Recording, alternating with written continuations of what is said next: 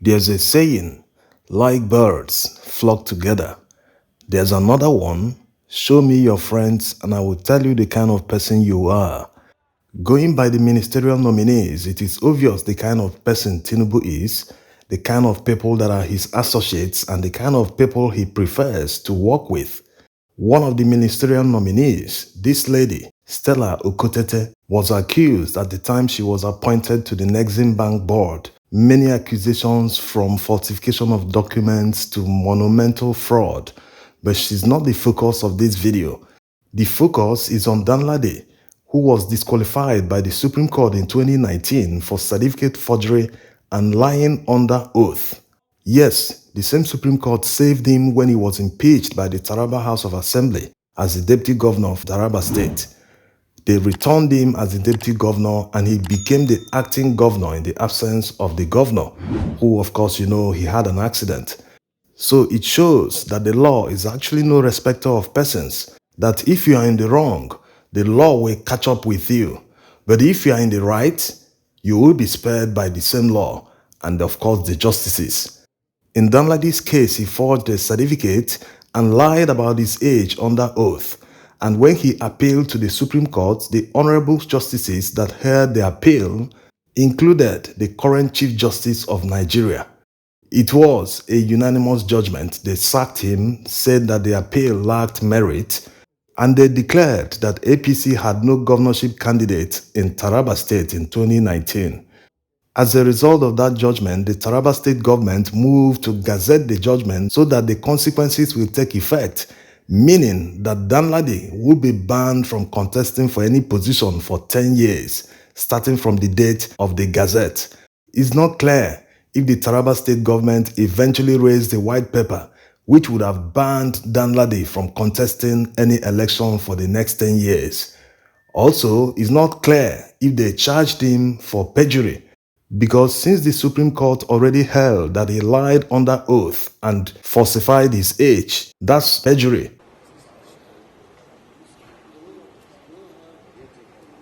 Now, when you look at what Danladi faced, what he was accused of before he went up to the Supreme Court, it's quite similar to what Tinubu is being accused in front of the Presidential Election Petition Tribunal judges. And definitely, whatever verdict the tribunal judges arrive at, the losing party will still appeal to the Supreme Court. So the same issues that the Chief Justice of Nigeria heard in 2019 will still come up at the Supreme Court in 2023. So how is he going to react? How is he going to decide? Danladi was accused of forging a certificate. The Supreme Court agreed. He was also accused of falsifying his age and lying under oath. The Supreme Court also agreed. In Tinubu's case, he is accused of forging his certificate. The tribunal is yet to deliver judgment. He is also accused of lying under oath because he lied about his dual nationality.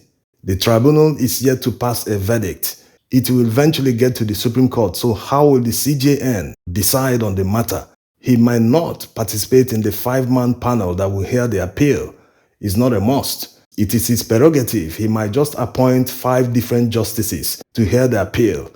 But bear in mind that 2 current Supreme Court justices were also in a panel of justices that disqualified Saleh because he forged the certificate. We covered this case, the case of Abba versus Saleh. Saleh forged a certificate like Danladi, and the 2 were all disqualified. So what it means is that we already have 3 Supreme Court justices who participated in past judgments where they disqualified candidates based on forgeries of certificates.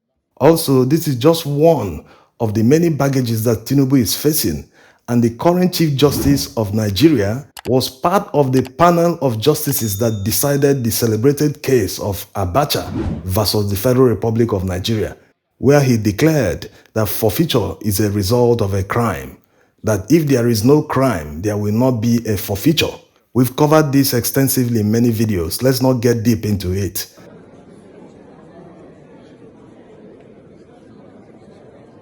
Many people might be saying, don't get overboard, don't overreach yourself, don't pass the judgment, allow the justices to do their work. But there's one thing they forget.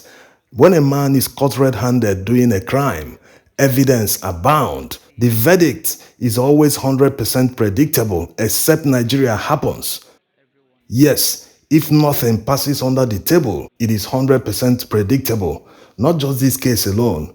Normally, when police wants to prosecute someone for a crime, they need to conduct a mini trial in the prosecutor's office or the state attorney general. They will need to make sure that they have all the evidence to win the case in court. If they see something that is lacking, the police needs to get them. They need to patch up the case, make sure they can prove it 100% beyond reasonable doubt that truly the person committed the crime. That's when they will now take him to court. That's how it works. And it will be 100% predictable because the evidence is there. You look at what the person did, you look at what the law says, it's in black and white, just like the forgery. It is written there, not in the Electoral Act, but in the Constitution itself. It is one of the grounds that someone who is aspiring to become the president of Nigeria, if he forges a certificate, he is automatically disqualified. It is there in black and white, no ambiguity. So it should be 100% predictable if Nigeria or anything does not pass under the table. And even if something is passing under the table or is about to pass, they will need to make a lot of explanations on all the grounds for disqualification. The certificate forgery, the narcotics proceeds worth $460,000 he forfeited to the US government, his invalid nomination as the presidential candidate of the APC, occasioned by his failure to appoint a new vice presidential candidate 14 days after the placeholder withdrew. And after eventually appointing a new VP candidate, Shettima did not correctly withdraw his prior nomination as a senatorial candidate in Borno Central Senatorial District, thereby committing a double nomination offense. Also, there's the issue of his dual nationality, which is not a crime by itself, but the Constitution frowns at someone who wants to become a president willfully taking up the nationality of another country. Yes, before someone is given a passport of a country where he wasn't born, he must swear an oath of allegiance to take up that citizenship.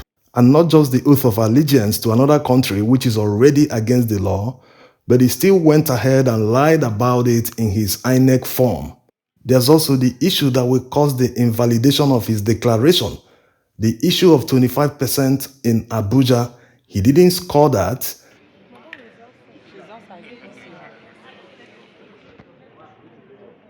So with all these, you can see how high the mountain is for anyone who wants to subvert justice to climb. So it is very easy to predict. Everything is in black and white. Nigeria will not happen this time around because the stakes are too high.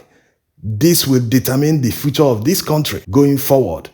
All of us will have to live with the outcome going forward. And no matter how highly placed you are in the Nigerian society, you can never escape happenings in Nigeria.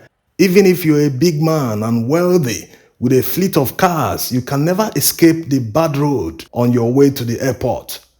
You can never escape the insecurity challenges. You can never escape the inflation.